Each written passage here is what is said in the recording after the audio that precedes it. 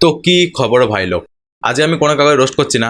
আজকে আমি যেটা নিয়ে কথা বলবো সেটা হলো আরজি কর মেডিকেল কলেজের মৌমিতাদির নৃশংস হত্যা নিয়ে। তো 9 আগস্ট ভোরবেলায় মৌমিতাদিকে নৃশংস রেপ করে হত্যা করা হয়, এমনকি গোটা শরীরে কামড়ানো হয় এবং গলায় এত পরিমাণ চাপ দেওয়া হয় যে গলার কলার বনটাও ভেঙে যায়। এছাড়াও ভেজাইনালে মাথার খামচি ক্লিপ পর্যন্ত ভরে দেওয়া হয়। মানে কি রকম সরে হলে এরকম কাজ করতে পারে? সরে বাড়লে সোয়াকেও অপমান করা হবে। আর এবার আসি আরজি করের এক্স প্রিন্সিপালের কথায়।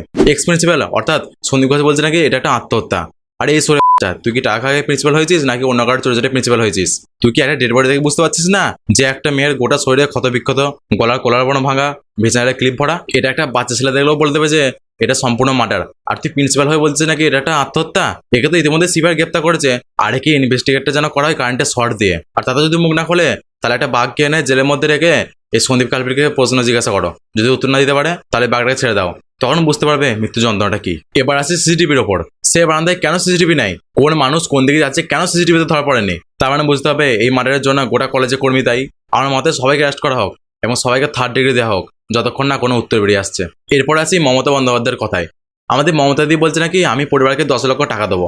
আরে মূর্খমন্ত্রী, তুইও 10 লক্ষ টাকা পরিবারকে নয়, ওই টাকাটা খুঁজতে লাগা, তাহলে তুই মন্ত্রী থাকবি, নাহলে তুই পদত্যাগ হবি। আসলে কি বলতো, তুই তো নিজে কোনদিন বিয়ে করে নিস, তা তুই মায়ের মামাটা বুঝিস না। আর এই বিচার এই কদের মধ্যে যদি আমরা না পাই তাহলে বাংলাদেশে হাসিনা যেমন হয়েছিল তেমন তোর সময় করতে আমাদের বেশি সময় লাগবে না। আর এই বিক্ষোভ চলতে থাকবে যতদিন আমরা বিচার পাবো। আর রাজনীতির 108 তো মেরে ছাড়বই। তাই বলছি সবাই তোমরা আমাদের পাশে এসো, এই লড়াই আমাদের জিততেই হবে। আর গভর্নমেন্টের কাছে আমাদের একটাই অনুরোধ, এই মার্ডারের পিছনে সমস্ত দোষীদের খুঁজে বের করা হোক এবং দোষীদের শাস্তি যেন খুবই কঠোর করে মৃত্যুদণ্ড হয়। আমাদের যীশু খ্রিস্টকে যেমন গোটা সরে পেট পথে মারা হয়েছিল, ঠিক তেমনি এই দোষীদের যেন মারা হয় এবং সেই ভিডিও যেন সমস্ত নিউজ চ্যানেলে লাইভ করা হয়, যাতে পরে কেউ যদি রেপের কথা ভাবে তাহলে তারা যেন ওই কঠোর মৃত্যুদণ্ডের কথা ভাবে পিছিয়ে যায়।